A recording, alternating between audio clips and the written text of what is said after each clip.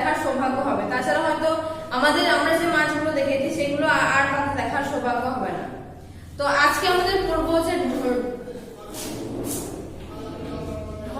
Chapter হচ্ছে লুপ্তপ্রায় মাছ। কোন কোন মাছ প্রায় লুপ্ত হয়ে গেছে, ঠিক আছে, যেগুলো আর দেখা যায় না।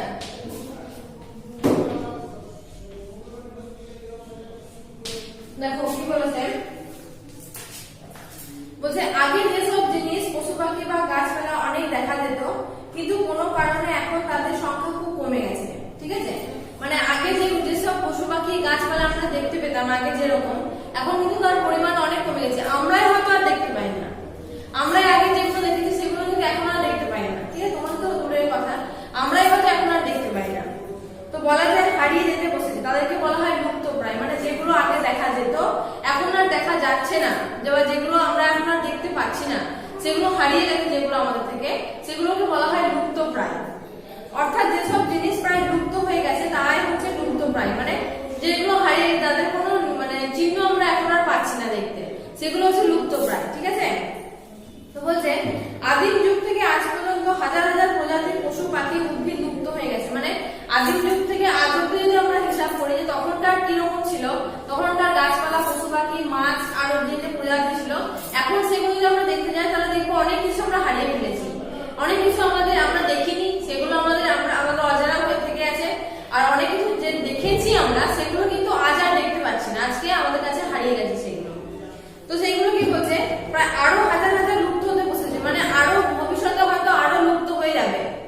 আমরা যা দেখেছি তা হয়তো এখন আর দেখতে পাচ্ছি না, কিন্তু আমরা তারও হয়তো কিছু প্রজাতি আমরা দেখতে পাচ্ছি, কিন্তু ভবিষ্যতে কি হবে সেগুলোও হারিয়ে যাবে। ঠিক আছে, সেগুলো দেখার আর কোনো সম্ভাবনা থাকবে না, সেগুলো একদম নিশ্চিহ্ন হয়ে যাবে।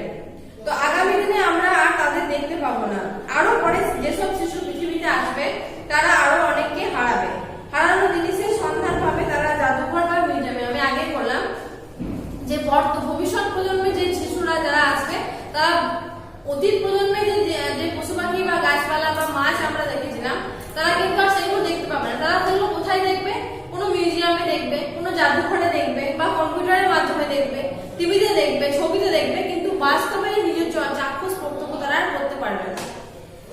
আমরা দেখে জেনেছি অনেক ধরনের মাছ এখন আর প্রায় দেখা যায় না, আবার অনেক মাছ খুব কমই দেখা যায়। মানে কিছু মাছ তো আর দেখতেই পাই না, আর কিছু মাছ হয়তো খুব অল্প পরিমাণে কালের কৌশলে দেখতে পাই আমরা। যারা চিরতরে হারিয়ে গেছে তারা প্রায় লুপ্ত মাছ। ঠিক আছে, লুপ্ত প্রায় পাবে। যেমন দেখো ভুতে মাছ, তারুই মাছ, বান মাছ, চ্যাং মাছ প্রভৃতি। আবার ন্যাদোস, পাকা, খরসুলা, ল্যাটা, শোল, সরপুঁটি, বোয়াল, গান্ধারা প্রভৃতি মাছ যাদের খুব কম দেখা যায় তারা প্রায় হচ্ছে লুপ্ত প্রায় মাছ। মানে এগুলোকে আমরা দেখতেই পাই না এখন, এগুলো যেমন লুপ্ত প্রায় মাছ।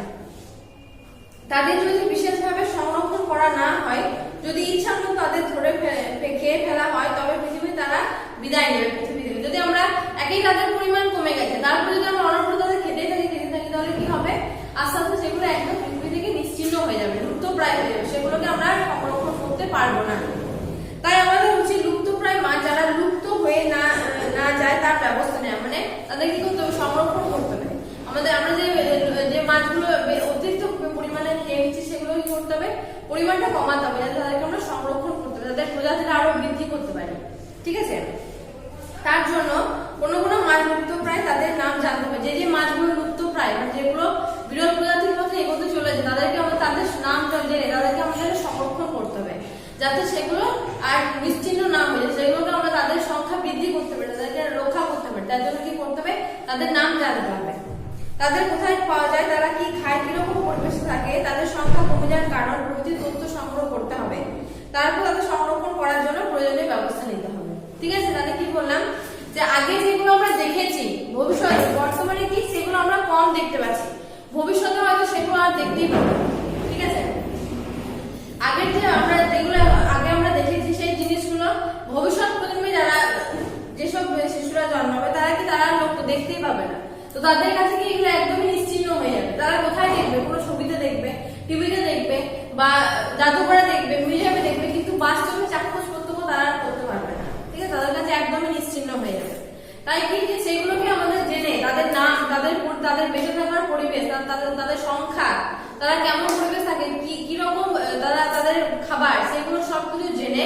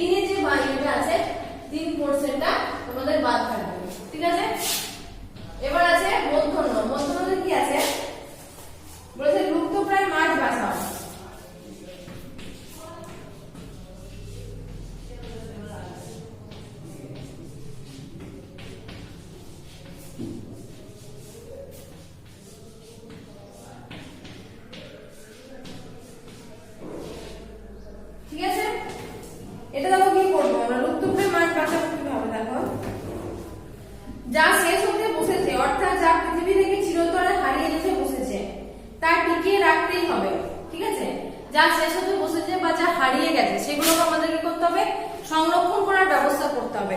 তা না হলে কি হবে, তা না করলে আগামী দিনে আমরা তাদের আর দেখতে পাবো না বা ভবিষ্যৎ প্রজন্মকে আমরা দেখাতে পারবো না।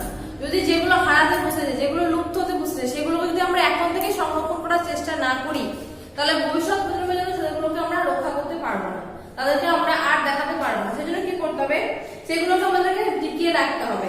তা না হলে আগামী দিনে আমরা তাদেরকে আর দেখতে পাবো না। আগামী প্রজন্মের শিশুরা জানবেই না তাদের দেখতে কেমন ছিল, মানে আগামী প্রজন্মের শিশুরা হয়তো শুনে হাসবে, বলবে কি এগুলো ছিলই না, এইসব প্রজাতির মাছ, এগুলো সব এগুলো টিভিতে দেখায়, এগুলো অবাস্তব, এগুলো বাস্তবে ছিলই না, এগুলো ভাববে। তাছাড়া প্রাকৃতিক পরিবেশের ভারসাম্য রক্ষার জন্য প্রত্যেকটা প্রাণী বা উদ্ভিদ কিছু না কিছু কাজ করে থাকে।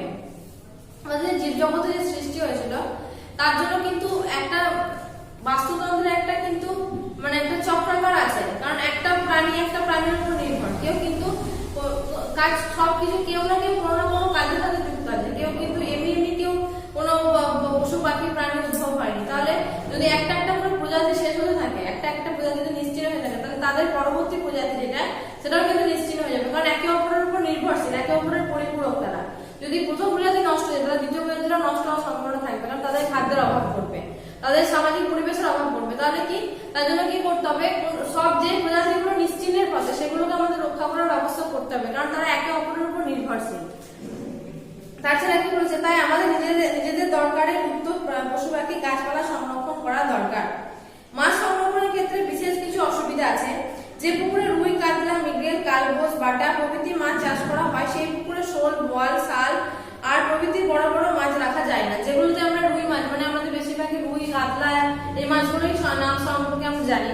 তো যে পুকুরে সেই সব মাছের চাষ করা, সেই পুকুরে কি হয়, শোল, বোয়াল, শাল প্রভৃতি বড় বড় মাছ রাখা যায় না, কারণ এইসব মাছ রুই কাতলার পোনা খেয়ে শেষ করে দেয়। মানে রুই কাতলা যে পোনা, মানে পোনা কাদেরকে বলে, মাছের বাচ্চাগুলোকে পোনা বলা হয়, ঠিক আছে, সেই পোনা মাছগুলোকে খেয়ে নিয়ে এবার শেষ করে দেয়। তাই এতে চাষির ক্ষতি হয়, তাই সেসব মাছ ধরে বিক্রি করে পয়সা পায়। তবে পুঁটি, মৌরালা, ট্যাংরা, ন্যাদোস, পাকাল প্রভৃতি ছোট মাছের চাষে পুকুরে রাখা যেতে পারে। তখন বড় ফাঁদের জাল দিয়ে বড় মাছ ধরতে হবে।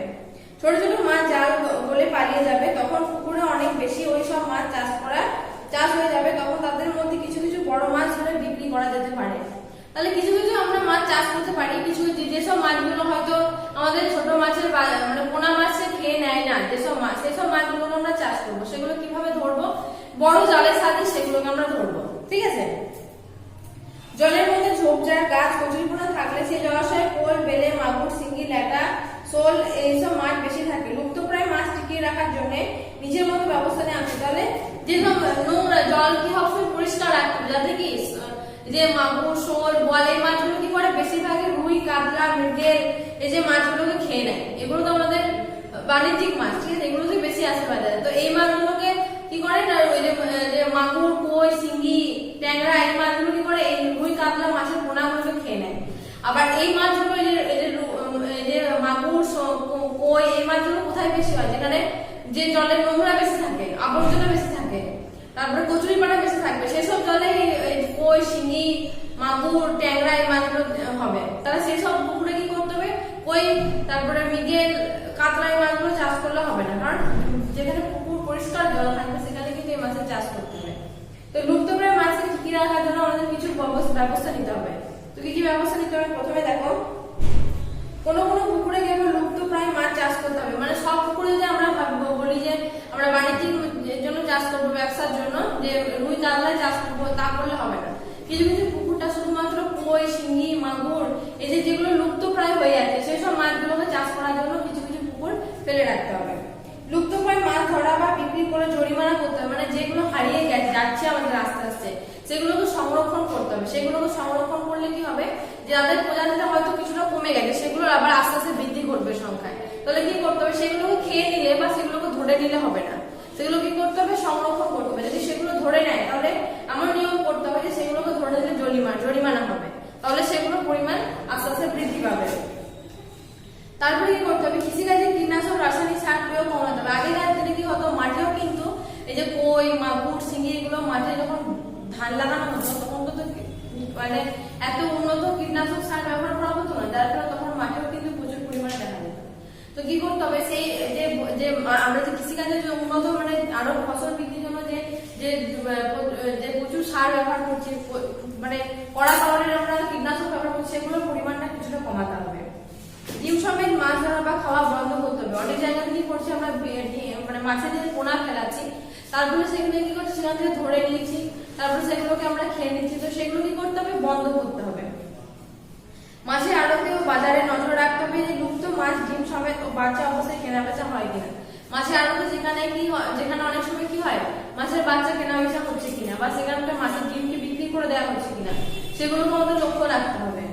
পঞ্চায়েত পৌরসভা থেকে প্রচার করতে হবে লুপ্ত প্রায় মাছ না ধরার জন্য, মানে পঞ্চায়েত থেকে বা পৌরসভা সব থেকে কিন্তু সব কিছুতেই লক্ষ্য রাখতে হবে যাতে যে প্রজাতির মাছ যেগুলো বিলুপ্ত হয়ে যাচ্ছে আস্তে আস্তে, সেই প্রজাতির মাছকে রক্ষা করতে হবে, বা সেই প্রজাতির মাছকে আমরা রক্ষা করা হয়, সেগুলো যাতে আর ধরে নেওয়া না হয়। আর শিক্ষিত ব্যক্তি স্কুলের ছাত্রছাত্রীরা নানাভাবে বুঝিয়ে জনসাধারণকে সচেতন করে তুলতে হবে। মানে শিক্ষিত ব্যক্তিদেরকে যারা মাছ চাষ করে ব্যবসা, তারা তো বুঝবে না যে আমরা এখানে এই চাষ করছি তাহলে এটা আমরা করবো না, তাদেরকেও বোঝাতে হবে যে যেগুলো আমাদের লুপ্ত প্রায় হয়ে যাচ্ছে, যার প্রজাতি কমে যাচ্ছে, যেগুলো সংখ্যা কমে যাচ্ছে, সেগুলোকে আমাদের সংরক্ষণ করতে হবে, সেগুলোকে ভালোভাবে আমাদের রক্ষা করতে হবে, যাতে কি হয় আস্তে আস্তে তার সেই প্রজাতির সংখ্যাটা আস্তে আস্তে বাড়তে থাকে। সেই জন্য কি করতে হবে, শিক্ষিত মানুষদেরকে বা কোনো ছাত্রছাত্রীদেরকে কি করতে হবে, সেই বিষয়ে সচেতন করতে হবে। বোঝাতে হবে লুপ্ত মাছ বাঁচিয়ে না রাখলে তারা হারিয়ে যাবে, এতে আমাদেরই ক্ষতি হবে। সেগুলো আমাদের কি করতে হবে, তাদেরকে বুঝিয়ে তাদেরকে কি করতে হবে, সেই মাছগুলো যাতে রক্ষা করতে পারে সেদিকে নজর রাখতে হবে। তোমাদের এই চ্যাপ্টার তোমরা পড়বে, একটা দুইটা পড়বে, 1 আর 2 3 বার থাকবে।